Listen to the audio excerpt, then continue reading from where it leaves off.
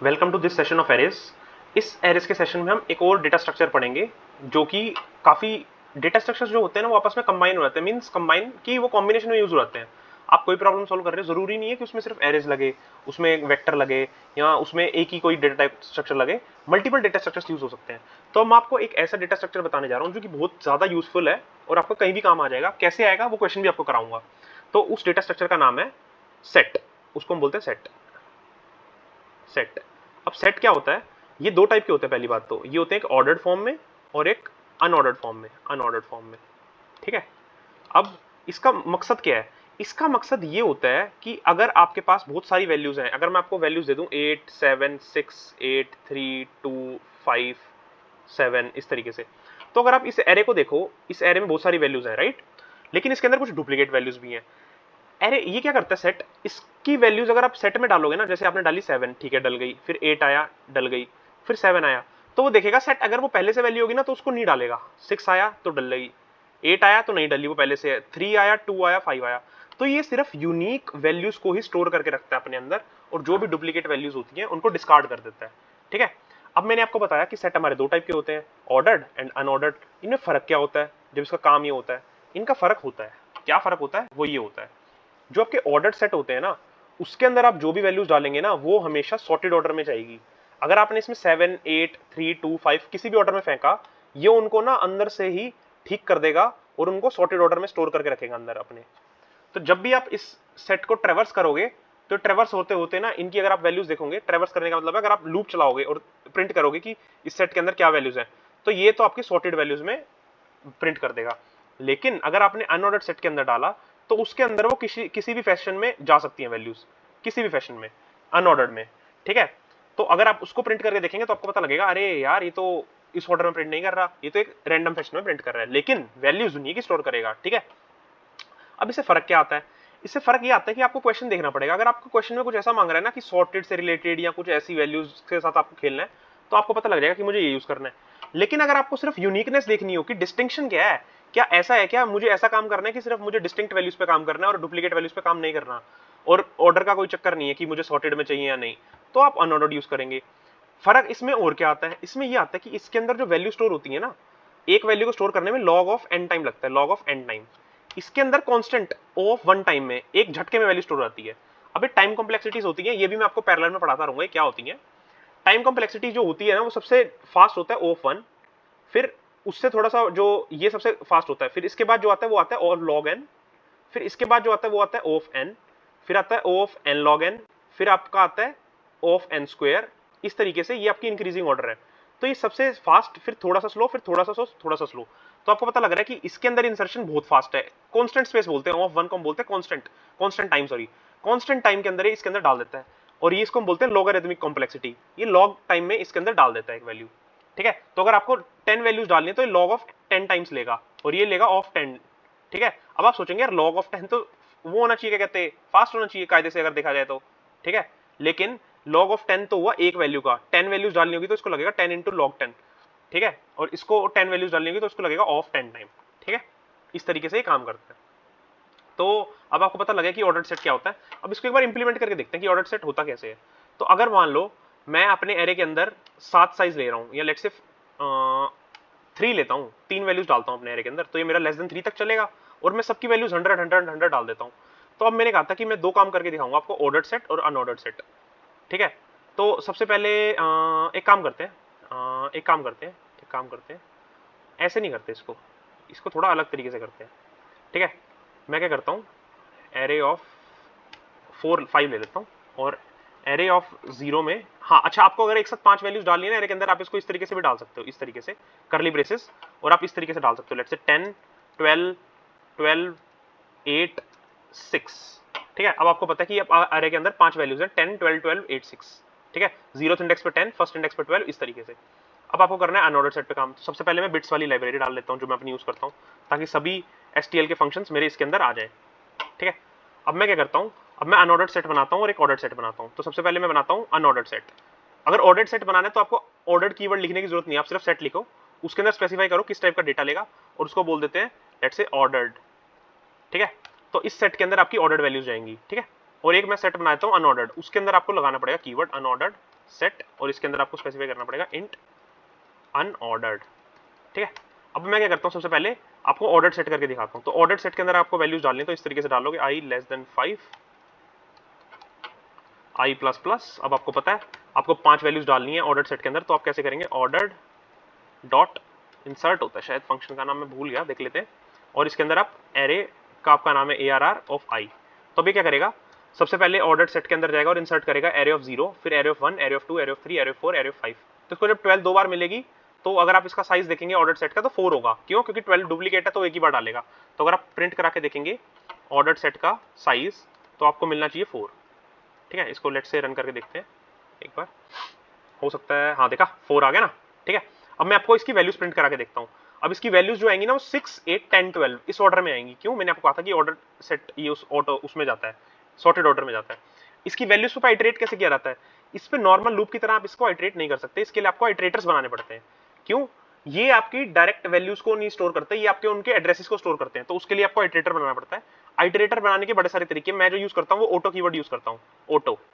Auto क्या करता है, इसके अंदर आपने आइटरेटर को नाम दिया IT, ये एक वेरिएबल की तरह हो गया, और आपने बताया कि शुरुआत कहां से करनी है। मैंने बताया कि ऑर्डर्ड डॉट बिगिन, ये जो बिगिन डॉट साइज, ये इनबिल्ट फंक्शंस हैं इन डेटा स्ट्रक्चर्स के। अगर मेरा एक सेट नाम का डेटा स्ट्रक्चर है जो कि आपको पता है सॉर्टेड वैल्यू स्टोर कराता है, तो C++ की STL लाइब्रेरी ने मेरे को फंक्शंस एक्सपोज किए हुए हैं कि बिगिन से आपको पता लग जाएगा कि पहली वैल्यू कौन सी है। ठीक है, तो ये आइटरेटर जो होगा ना उसकी पहले वाली वैल्यू पे चला जाएगा, लेकिन उसका एड्रेस स्टोर करके रखेगा ये। अब इसको पता कैसे लगेगा, ऑटो कीवर्ड क्या करेगा, वो कहेगा कि IT नाम का वेरिएबल है, इसका एक्चुअल में टाइप तो कुछ ऐसा होना चाहिए था कि जो इस सेट पे काम करे, राइट। तो ये कुछ इस तरीके से स्पेसिफाई होना चाहिए था, सेट इंट इस तरीके से कुछ स्पेसिफाई होना चाहिए था ये। ठीक है, लेकिन अगर आपने ऑटो कीवर्ड लगा दिया ना, तो इसको पता लग जाएगा कि यार ऑर्डर्ड जो है वो सेट ऑफ इंट टाइप का टाइप है, तो IT का टाइप वही होगा, ऑटोमेटिकली उसको आइडेंटिफाई कर लेगा और उसकी बिगिनिंग पे चला जा। और हमें कब तक चलाना है, वाइल जब तक मेरा iterator not equal to ordered dot end तक नहीं चला जाता। ठीक है, तब तक मुझे क्या करना है, अपने जो आइटरेटर है वो एड्रेस स्टोर करेगा, तो उसकी वैल्यू डीरेफरेंस करके मेरे को निकालनी पड़ेगी। ये मैंने आपको पढ़ा रखा है C++ के फंडामेंटल्स में। ठीक है, तो मैं इसको एंडल कर देता हूँ। तो अगर आप देखो IT पे एड्रेस है, उसके आगे स्टार लगा दे तो डीरेफरेंस का मतलब है उस एड्रेस के अंदर जो वैल्यू स्टोर्ड है, तो जो 6 का एड्रेस होगा उसके अंदर वैल्यू 6 स्टोर होगी, तो उसको प्रिंट करेगा और न्यू लाइन पे आ जाएगा। उसके बाद मेरे को IT++ नेक्स्ट पोजीशन पे चला जाए, तो आइटरेटर बिगिन से नेक्स्ट वाली पोजीशन पे चला जाएगा, फिर उससे नेक्स्ट। जैसे ही एंड पे आएगा ना, तो देखेगा एंड पे आ गया। एंड पे आने का मतलब है उसने पूरी आइटरेशन कंप्लीट कर दी, सारी वैल्यूज प्रिंट कर दी और ये व्हाइल लूप से बाहर आ जाएगा। अब मैं इसको रन करके दिखाता हूँ, इसको एक बार कमेंट कर देता हूँ, लेट्स रन दिस। देखा 6, 8, 10, 12 ये सॉर्टेड ऑर्डर में आया। अब यही मैं ऑर्डर्ड की बजाय अनऑर्डर्ड में डालता, लेट्स से अनऑर्डर्ड। ठीक है, और इसको मैं आपको प्रिंट करा के दिखाता, इसका साइज क्या है, और इसको मैं एक बार कमेंट कर देता हूँ। ठीक है, तो अगर आपको पता लगेगा कि यार वैल्यूज तो साइज तो उतना ही रहेगा क्योंकि इसने 4 वैल्यू स्टोर कराई है, राइट। सॉरी, ऑर्डर्ड क्यों कर रहा हूँ, अनऑर्डर्ड। ठीक है, ऑर्डर्ड में कुछ है ही नहीं ना, अनऑर्डर्ड में डाली है मैंने वैल्यूज। तो अनऑर्डर्ड के अंदर मैंने 5 वैल्यूज डाली हैं, लेकिन 2 डुप्लीकेट है तो एक ही जाएगी, तो 4। तो जैसे ऑर्डर्ड सेट में 4 था, इसमें भी 4 आया। अब इसकी प्रिंट होने के बाद वैल्यूज देखना आप कैसे आएंगी, सॉर्टेड ऑर्डर में नहीं आएंगी, क्योंकि मैंने आपको बोला है कि ये रैंडम फैशन में स्टोर करता है रिजल्ट्स। Let's run this. 6, 8, 12, 10 देखा यहाँ पे पलट गया, ये रैंडम ऑर्डर में डाल देगा एकदम रैंडम फैशन में। ठीक है, तो आपको समझ में आ गया कि सेट्स का हमारा काम क्या है। अब इसके प्रैक्टिकल एग्जांपल देखते हैं। इस क्वेश्चन पे चलते हैं, कहता है contains duplicate given an integer. इसके अंदर आपको जो वैल्यूज है ना, if any value appear twice, कोई भी ऐसी वैल्यू जो 2 बार आ रही है, तो आपको बताना है कि हाँ भाई 2 बार आ रही है और आपको ट्रू रिटर्न कर देना है। लेकिन अगर आपकी वैल्यू सभी एक बार आ रही है तो आप फॉल्स रिटर्न करेंगे। इसमें अगर आप देखो 1 2 बार आ रहा है तो हमारा ट्रू आ रहा है। इसमें आप देखो बहुत सारी वैल्यूज है, 1 3 बार आ रही है, 3 3 बार आ रही है, तो ट्रू रिटर्न कि हाँ भाई एक ना एक तो ऐसी वैल्यू है ही जो एक से ज्यादा बार आ रही है, राइट। तो अब इसको सोल्व करने का तरीका सोचते हैं कैसे करेंगे। यार अगर मैं आपको बताऊं कि मैं इस एरे की वैल्यूज को एक ऑर्डर्ड सेट के अंदर इंसर्ट करता रहूं, ठीक है, चलो मैं तुम्हें बताता हूं कैसे सोचेंगे इसको ऐसे सोचेंगे। लेट्स से आपके पास वैल्यू 9 8 9 5 6, आपको पता है 9 2 बार आ रहा है। ठीक है, तो 2 बार आ रहा है तो इसको आपको ट्रू रिटर्न करना है कि या एक ना एक वैल्यू तो ऐसी है जो 2 बार आ रही है। तो आपको पूरी एरे को ट्रैवर्स करने की जरूरत ही नहीं है। आप क्या करेंगे, आप अपना एक अनऑर्डर्ड सेट बनाएंगे। अब आपको पता है आपको ऑर्डर वगैरह की जरूरत नहीं है कि आपको सॉर्टेड ऑर्डर से फर्क नहीं पड़ता, आपको तो ट्रू और फॉल्स रिटर्न कराना है बेस्ड ऑन की कोई एलिमेंट 2 बार आ रहा है कि नहीं। तो डुप्लीकेसी तो हमारे सेट हैंडल कर ही लेते हैं। तो आपने एक अनऑर्डर्ड सेट बनाया, आपने क्या किया 9 डाला, 9 चला गया। अब 9 चला गया तो इस सेट का साइज क्या हो गया, 1 हो गया। 8 चला गया, 8 गया तो इसका साइज क्या हो गया, 2 हो गया। अब 9 आ गया, अब 9 इसके अंदर जाएगा नहीं, क्यों, क्योंकि आपको पता है वो तो पहले से है, तो अभी भी इसका सेट का साइज क्या रहेगा 2। लेकिन अगर आप देखो आपने एलिमेंट्स कर दिए 3 ट्रेवर्स और अभी भी वैल्यूज का साइज का जो सेट का साइज है वो 2, तो ये दोनों बराबर नहीं रहे, ये बराबर नहीं रहे। जब तक 9 डला था तो इसका भी साइज 1 था और इसका भी साइज 1 था, जैसे 8 डला तो इसका भी साइज 2 हो गया और आपने भी 2 एलिमेंट ट्रेवर्स कर दिए। लेकिन जैसे ही आपने 3 एलिमेंट ट्रेवर्स किए इसका साइज अभी भी 2 है। ओ तो 3 इज नॉट इक्वल टू 2, इसका मतलब इसने वैल्यू नहीं ली। और क्यों नहीं ली? क्योंकि वो डुप्लीकेट होगी। इसका मतलब आपने आंसर ट्रू रिटर्न करा देना उसी पॉइंट पे जैसे आपको मिलेगा। तो अब इसको लिख के देखते हैं कैसे करेंगे। तो मैं एक अनऑर्डर्ड सेट बनाऊंगा और इसके अंदर कहूंगा कि ये इंटीजर टाइप की वैल्यूज लेगा, इसको मैं माई सेट बोल देता हूँ। और मैं क्या करूंगा, अपने जो एक n वैल्यू है जिससे मेरे को पता लगेगा कि मेरे एरे का साइज क्या है, यानी कि वेक्टर का साइज क्या है, उस तक मैं लूप करूंगा int i equal to 0, i less than n, i plus plus. और अब मैं क्या करूंगा, अब ध्यान से देखो, मैं क्या करूंगा अपने अनऑर्डर्ड सेट जो कि माई सेट है इसके अंदर इंसर्ट कराता रहूंगा values, insert array sorry nums of i। ठीक है, तो सबसे पहली वैल्यू जो 1 होगा 1 को इंसर्ट कर देगा। फिर उसके बाद मैं क्या करूंगा, जैसे इंसर्शन करा दूंगा ना, मैं चेक करूंगा कि मेरे माई सेट का साइज क्या है, what is the size of my set. ठीक है, if it is equal to जो मैं इंडेक्स पे खड़ा हूं i प्लस 1, क्यों आपको पता है 0 बिट इंडेक्सिंग होती है, तो यहाँ पे रिटर्न ट्रू। अब आप ध्यान से लॉजिक को समझेंगे, अदरवाइज ये इससे बाहर आ गया तो आपको पता है कि आपको नहीं मिला, रिटर्न फॉल्स, सारी वैल्यूज यूनिक थी। तो अब इसको अगर आप ध्यान से देखो, 1 आएगा, 1 आपने बैग में डाल दिया और i इक्वल टू 0 के लिए चला, तो आपने माई सेट में 1 डाल दिया। अब आप देखेंगे माई सेट का साइज क्या, माई सेट का साइज है 1 और आप किस इंडेक्स पे खड़े हो 0, तो 0 प्लस 1 1, यानी कि आपने एक वैल्यू ट्रेवर्स कर ली। मैंने प्लस 1 इसीलिए किया है क्योंकि ये 0 बेस्ड इंडेक्सिंग देता है। तो जब आप थर्ड इंडेक्स पे होंगे तो आप एक्चुअली में 4 एलिमेंट ट्रेवर्स कर चुके होंगे, राइट। थर्ड इंडेक्स पे होने के आप 0 1 2 3 4 एलिमेंट कवर कर चुके होंगे, इसलिए मैंने प्लस 1 से कंपेयर किया। तो अगर मेरे साइज जो एलिमेंट्स हैं वो इक्वल टू 1 है तो ठीक है, अदरवाइज अगर ये नॉट इक्वल टू है तो रिटर्न ट्रू करना है मुझे। ठीक है, तो सबसे पहले जब चलेगा माई सेट में आपका 1 चला जाएगा, तो 1 इज इक्वल टू 1 होगा, यस 0 प्लस 1, तो 1 इज नॉट इक्वल टू 1, ऐसा तो नहीं है, ये तो गलत होगी स्टेटमेंट, तो ये अभी इसमें नहीं जाएगा, ऊपर जाएगा 2 डालेगा, तो माई सेट का size 2 and i plus 1, 1 plus 1 is 2, so 2 is not equal to no, condition fail होगी तो अंदर नहीं जाएगा तो बाहर जाएगा। 3 डालेगा तो size 3, 3 is not equal to 3, condition fail तो बाहर आएगा 1। फिर जैसे ही 1 डालोगे तो अभी भी माई सेट का साइज 3 लेगा, लेकिन ये हो जाएगा 3 प्लस 1 4, तो 3 इज नॉट इक्वल टू 4। ओ अब समझ में आई, ये कंडीशन ट्रू हो गई, 3 is not equal to 4, right. आपके सेट का साइज और आपने जितने एलिमेंट ट्रेवर्स कर दिए वो अनइक्वल हो गए, तो आपने रिटर्न ट्रू कर दिया। बाय चांस यहाँ पे 4 होता, जैसे यहाँ पे है, तो 4 डाल देता और माई सेट का साइज भी 4 हो जाता, तो 4 इज नॉट इक्वल टू 4, तो ये कहता नहीं यार कंडीशन फेल होगी। फिर ये लूप से बाहर आ रहा था, लूप से बाहर आ गया तो आपको फॉल्स रिटर्न करना है, क्योंकि आपको पता है इसका मतलब सारे एलिमेंट्स यूनिक है। अब मैं इसको रन करता हूं, अब आप देखना, देखा सारे केस चल गए। इसको मैं सबमिट करता हूं, ये चल गया, ये एक्सेप्टेड। ठीक है, इस तरीके से आपने ये प्रॉब्लम भी सॉल्व कर दी। चलो अब बिना किसी देरी के नेक्स्ट कॉन्सेप्ट पे आते हैं। ठीक है, तो नेक्स्ट टॉपिक पे फटाफट आ जाते हैं। अब मैं बताता हूं आपको रोटेशन और रिवर्सल। रिवर्सल क्या है कि लेट सपोज अगर मैं आपको एक एरे दूं 2 8 12 एंड 7, अगर मैं आपको कहूं रिवर्स कर दे, तो रिवर्स करने का मतलब है कि अगर इसका आपने एरे का ऑर्डर ये लिखा हुआ है तो रिवर्स करने का मतलब है ये ऑर्डर रिवर्स हो जाएगा 7 12 8 2, मतलब अगर आप इसको उल्टा रीड करें तो रिवर्स होगी, जाहिर सी बात है। तो ये होगी कैसे, अगर आप कायदे से देखो, रिवर्स होने का मतलब ये है कि आपने क्या किया, इस नंबर को इसके साथ स्वैप कर दिया। ध्यान से देखो, इस नंबर को इसके साथ स्वैप कर दिया। इसी तरीके से अगर आपके पास n एलिमेंट्स हो, लेट से 1 2 3 4 5 6 7 8, तो इसका मतलब है आपने फर्स्ट को और लास्ट को स्वैप कर दिया, सेकंड को और सेकंड लास्ट को स्वैप कर दिया, थर्ड को और थर्ड लास्ट को स्वैप कर दिया, और फोर्थ को और लास्ट फोर्थ को स्वैप कर दिया। तो इसको अगर स्वैप करेंगे तो आपको दिखेगा 8 7 6 5 4 3 2 1। देख लो आप, ये दोनों आपस में स्वैप हुए, यस, ये दोनों आपस में स्वैप हुए, यस, ये देखो आप स्वैप हुए। ठीक है, तो इस तरीके से इसको बोलते हैं रिवर्सल करना। अब इस रिवर्सल पे एक आपको प्रॉब्लम कराता हूं बड़ी जबरदस्त, इस प्रॉब्लम को आप ध्यान से समझिएगा। ये प्रॉब्लम कहती है कि गिवन एन इंटीजर एरे, आपको रोटेट करना है एरे को by k steps. k steps का मतलब है अगर आपकी 1 2 3 4 5 6 7 है ना, तो k इक्वल टू 3 का मतलब है आपको 3 स्टेप से इसको रिवर्सल मारना है। 3 स्टेप से रिवर्सल मारने का क्या मतलब है कि जो 7 है वो इस तरफ आएगा, फिर एक कदम आगे, फिर एक कदम आगे, 3 स्टेप हो गए ना। 7 पहले फर्स्ट वाली पोजीशन पे आएगा, फिर 2 वाली पे, फिर 3 वाली पे, तो 7 यहाँ पे आ जाएगा। 6 होगा वो 7 वाली पोजीशन पे आएगा, फिर 1, फिर 2 वाली पोजीशन पे, तो इस तरीके से 5 1 2 और 3 यहाँ आ जाएगा। जो यहाँ पे 4 होगा ये 1 2 3 इस नंबर पे आ जाएगा। तो इस तरीके से आप समझ रहे हो कि 3 नंबर का मतलब है कि 1 2 3 4 5 6 7 का आउटपुट होना चाहिए 5 6 7 1 2 3 4। ठीक है, इस तरीके से आप इसको देख लो। ये कह रहे हैं कि 2 स्टेप मेरे को करने हैं, तो 2 स्टेप करने का मतलब है कि ये इसकी पोजीशन क्या होगी, इससे इसके दो बाद वाली बनी 1 और 2, तो जहाँ पे 3 है वहां पे -1 आ जाएगा। जहाँ पे -100 है वहां वो टॉप के 99 वाली पोजीशन पे आएगा, 99 1 और 2 इस तरीके से यहाँ वाली पोजीशन पे आ जाएगा। समझ गए? लॉजिक समझ में आ गया आपको? दिख रहा है कि हाँ भाई इनपुट ये और आउटपुट ये चाहिए, करना कैसे है वो भी कर देंगे, उसकी टेंशन नहीं लेनी है। वो कैसे होगा आप देखो ध्यान से। पैटर्न सोचो यार, पैटर्न कुछ बन सकता है। आप कहेंगे यार पैटर्न सोचते हैं, 2 मिनट लो। तो आप सोचोगे कि यार अच्छा अगर मैं इसको पूरी रिवर्स कर देता तो बन जाती 7 6 4 5 4 3 2 1। आपने कहा 7 6 5 4 3 2 1 बन जाती, ठीक है।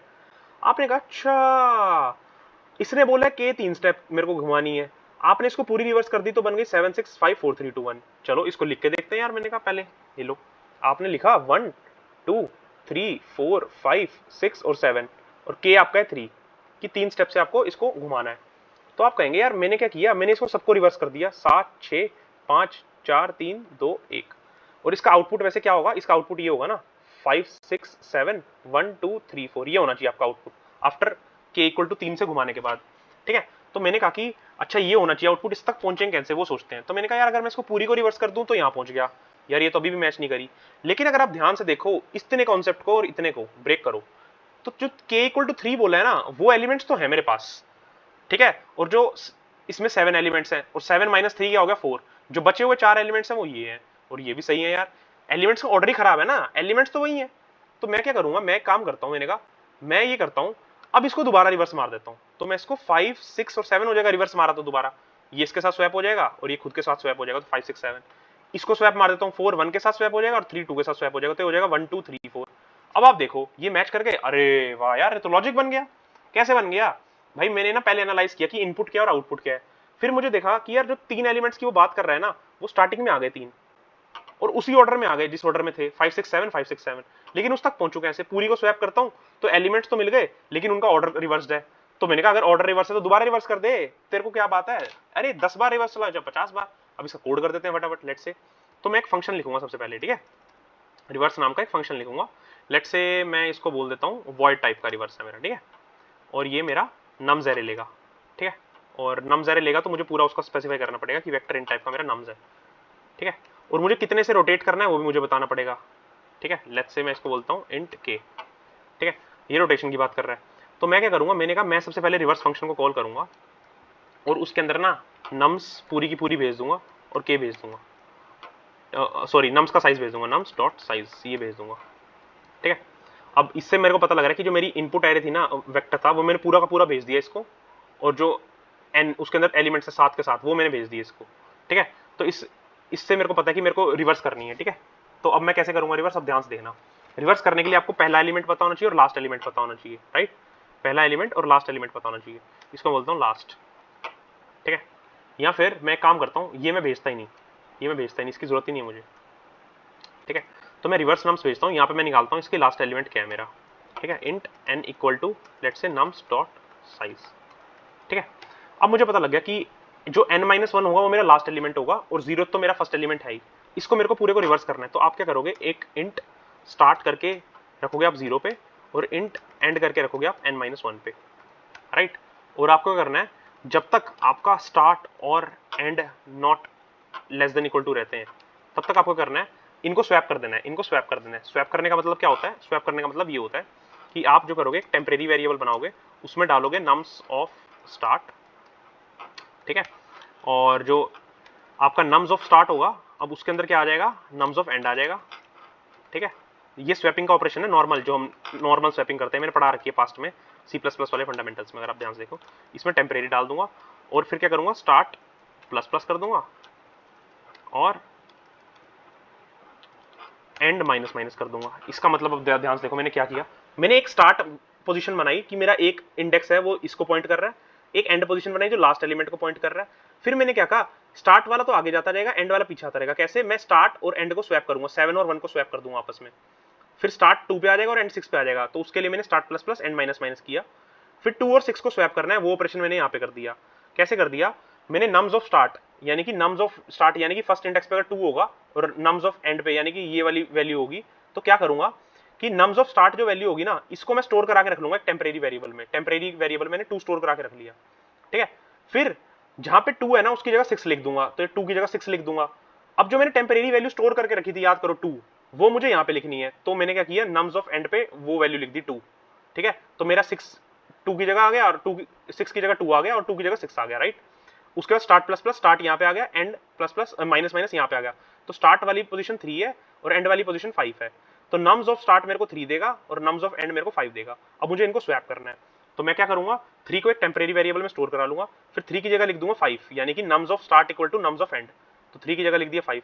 अब नम्स ऑफ एंड 5 की जगह मुझे लिखना था 3 की जगह तो लेकिन 5 लिख दिया मैंने, तो उसको मैंने टेम्परेरी में स्टोर करा लिया था इसीलिए। तो अब मैं उसकी जगह टेम्परेरी स्टोर करा दूंगा। इस तरीके से मेरी स्वैपिंग हो गई। तो आपने रिवर्स कर दिया इसको। नेक्स्ट थिंग आपको पता है, आपको रिवर्स तो करना है, लेकिन आपको जो के एलिमेंट्स हैं उनको अलग रिवर्स करना है और जो n माइनस के एलिमेंट्स हैं उनको अलग रिवर्स करना है। समझ गए मेरी बात। तो आपको क्या करना है, नम्स एक पहले के एलिमेंट्स, यानी कि अगर 3 दिया हुआ है तो 0 1 2, ठीक है, 0 1 2, तो आप के यहाँ पे करना है और यहाँ पे भेजना ही पड़ेगा यार आपको। इसको मैं n भेज देता हूँ। n क्या होगा, नम्स डॉट साइज, ठीक है। और नम्स डॉट साइज होगा तो मैं इसमें जो मेरा ये आएगा, क्या बोलते हैं, n मेरा यहीं पे आ जाएगा, इंट n, ठीक है, इंट n, ठीक है। और मैंने यहाँ पे k भेज दिया। अगला मैंने रिवर्स कहा कि एक और रिवर्स करूंगा, रिवर्स, और उसमें क्या भेजूंगा, नम्स स्टार्ट कहाँ से होगा मेरा, k + 1 से लेके n, ठीक है। तो पहला रिवर्सल तो मैंने मारा पूरे का रिवर्स मारा तो 7 6 5 4 3 2 1 बन गया। अगला रिवर्सल मैंने मारना है नम्स से लेके 3 एलिमेंट्स, पहले 3 एलिमेंट्स, क्योंकि यहाँ पे 7 6 5 होंगे और वो 5 6 7 बनाना है। तो मैं नम्स एरे भेजूंगा और k भेजूंगा। तो यहाँ पे n की जगह k आ जाएगा और नम्स एरे आएगी। तो स्टार्ट हो जाएगा मेरा 0 और ये हो जाएगा मेरा k - 1। k - 1 is 3 - 1 which is 2। तो 0 इंडेक्स, फर्स्ट इंडेक्स और सेकंड इंडेक्स, इन्हीं को कवर करना है, राइट। तो वाइल 0 इज लेस देन 2, तो 0th और सेकंड इंडेक्स को स्वैप कर देगा। फिर 0 प्लस प्लस हो जाएगा 1, एंड माइनस माइनस हो जाएगा 1। तो start is less than equal to 1, 1 is less than equal to 1, no, तो बाहर आ जाएगा। तो जो आपका 7 6 5 होगा वो 5 6 7 बन जाएगा।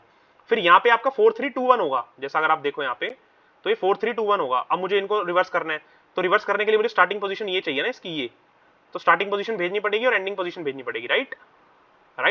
तो स्टार्टिंग पोजीशन मेरी क्या होनी चाहिए, ये, और ये क्या, के जो मेरे को 3 दिया हुआ है, 0 1 2 3, थर्ड इंडेक्स है ना, और कहां तक जाएगा, n - 1 इंडेक्स तक जाएगा। तो मुझे स्टार्टिंग पोजीशन भी भेजनी पड़ेगी। अगर आप ध्यान से देखो तो मुझे इसको अपडेट करना पड़ेगा। मुझे यहाँ पे स्टार्टिंग पोजीशन भी बतानी पड़ेगी। स्टार्टिंग पोजीशन इसमें 0 जाएगी, इसमें भी 0 जाएगी, और इसमें जाएगी आपकी k + 1, ठीक है। और यहाँ पे मैं आ जाएगा स्टार्ट, इंट स्टार्ट, ठीक है। और यहाँ पे मैं इसको हटा देता हूँ, ठीक है। तो मैंने स्टार्ट भी भेज दिया। तो पहले केस में तो 0 से लेके एंड तक पूरी एरे को उल्टा करना है। अगले केस में 0 से लेके k, पहले 3 एलिमेंट्स को उल्टा करना है। फिर k + 1 से लेके आखिरी एलिमेंट तक, तो k + 1 से लेके यहाँ तक के एलिमेंट्स जो कि 4 3 2 1 होंगे उनको स्वैप करना है। तो अगर आप देखेंगे तो ये उसको कर देगा। अब मैं इसको रन करके देखता हूँ, और ये वॉइड फंक्शन था,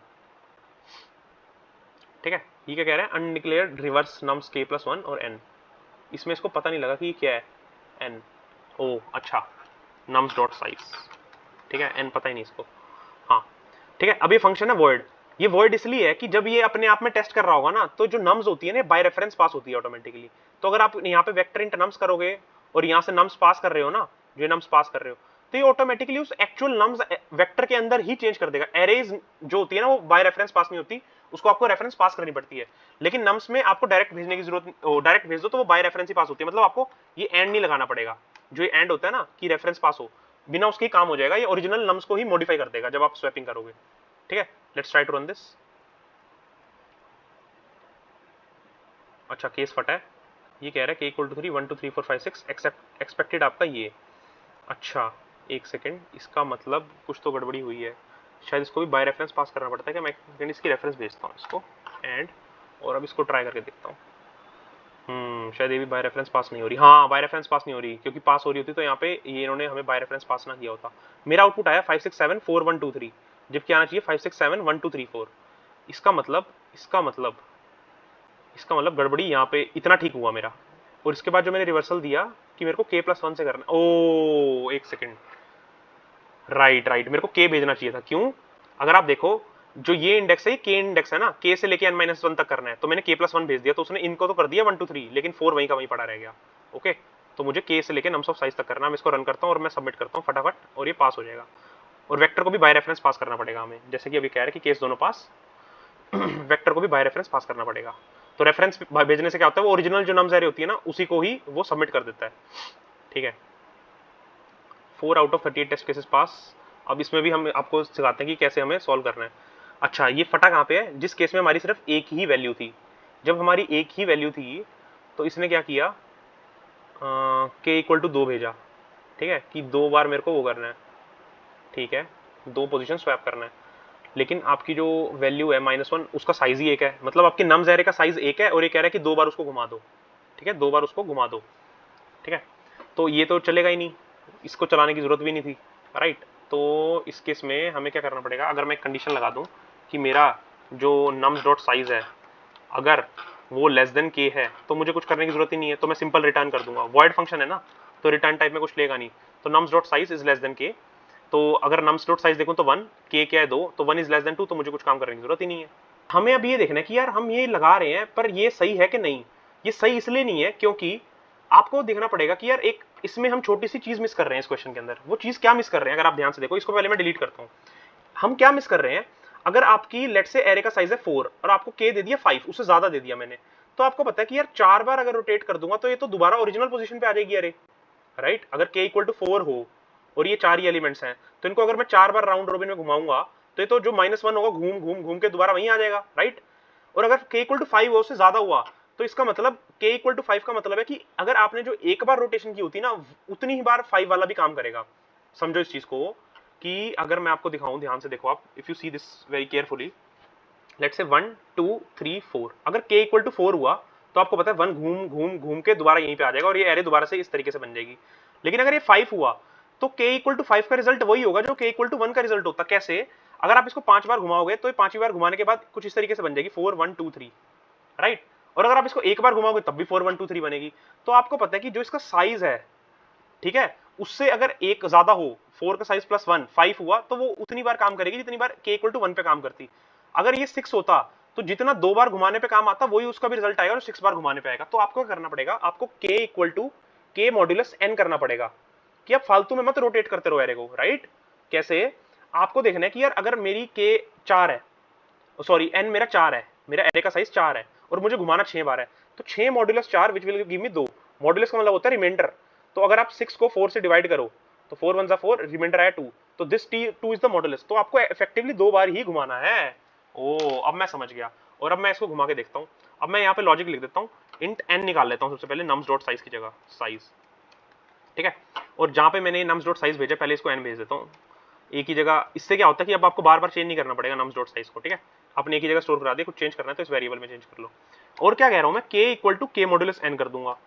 तो अगर मान लो मेरी एरे का साइज है यहाँ पे 7 और k होता लेट से 25 होता, तो आपको पता है 25 घुमाने पे भी वही रिजल्ट आएगा जो 25 modulus 7 which is nothing but 4, 7 3 21, remainder 4। तो 4 बार जो घुमाने पे रिजल्ट आएगा ना वही 25 बार घुमाने पे रिजल्ट आएगा। तो मैं फालतू क्यों करूं ऑपरेशंस, तो मैंने यहाँ पे वो कर दिया, ठीक है। अगली चीज अगर आप देखो तो मैं यहाँ पे n लेके n-1 एंड कर रहा हूँ, तो मैं अगर यहीं से n-1 भेज दूं तो वो भी बात बन जाएगी, उसको भी आप चेंज कर सकते हो। But let's try to do this and submit this code. अब देखना है काम कर जाएगा, ठीक है। तो अब आपका आ गया आंसर एक्सेप्टेड। तो इस तरीके से आपका ये एक्सेप्टेड आंसर आ गया। अब आप लॉजिक भी समझ गए कि यार फालतू घुमाने की जरूरत नहीं है, आइडेंटिफाई प्रॉब्लम क्या है। तो ये टेस्ट केस हम मिस कर रहे थे, इसकी वजह से हमारे बहुत सारे टेस्ट केस फंस जाते हैं। तो इस तरीके से हमें इसको सॉल्व करना है। तो दैट्स इट गाइस, अब मिलते हैं नेक्स्ट सेशन में एरएस के और कुछ अच्छी अच्छी प्रॉब्लम्स के साथ। Till then keep practising.